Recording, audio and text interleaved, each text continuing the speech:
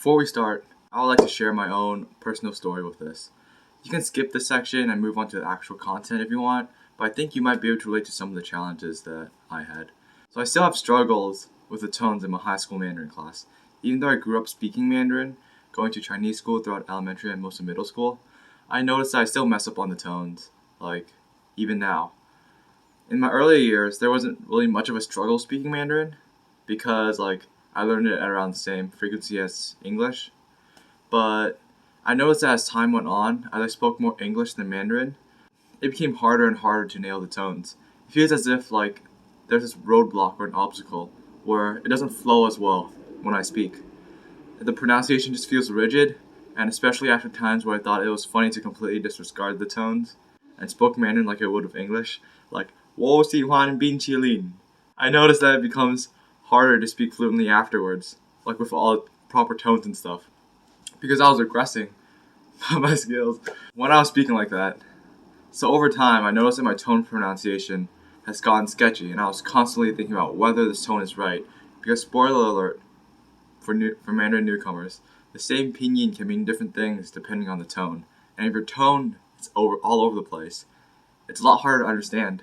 Even during the presentations I did in Mandarin early on in the school year, I noticed that there was this stumbling block, where I'm trying to say something, but it really isn't coming out right. So I'm constantly stuttering and trying to repeat what I said with the right tone, all while trying to look at my classmates to see if they're understanding what I'm saying, all while trying to get the point across. I know it's tough.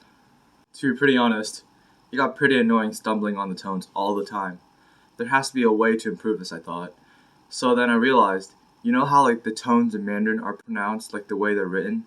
How the second tone is an upward slope, and you start from a low note up to a high note? I had this thought for a while, but over time it came to me. This is kind of like music. And this is kind of like music, where you're going from different notes and different pitches. And it got me thinking, if Mandarin has a bunch of different tones coming together in a sentence, wouldn't that just be a bunch of different notes coming together to form music? And that's what Mandarin Theory is about. It's the incorporation of music theory, which is basically how music works. And we're going to use those concepts into learning Mandarin. The thing is, when you first start learning Mandarin, the tone system seems new and interesting. But in a way, it seems kind of abstract. It helps when you see the chart of how the different tones are pronounced, but it feels unnatural to hit all these different tones when you're speaking. And of course, when you start, it would be tricky, and you would be able to get the hang of it through practice and immersion. But the thing that helped me speak Mandarin more fluently, at least in terms of the tones, is this. And if there's one thing that you take away from this course, it should be this. It's to treat Mandarin more like a music rather than a language.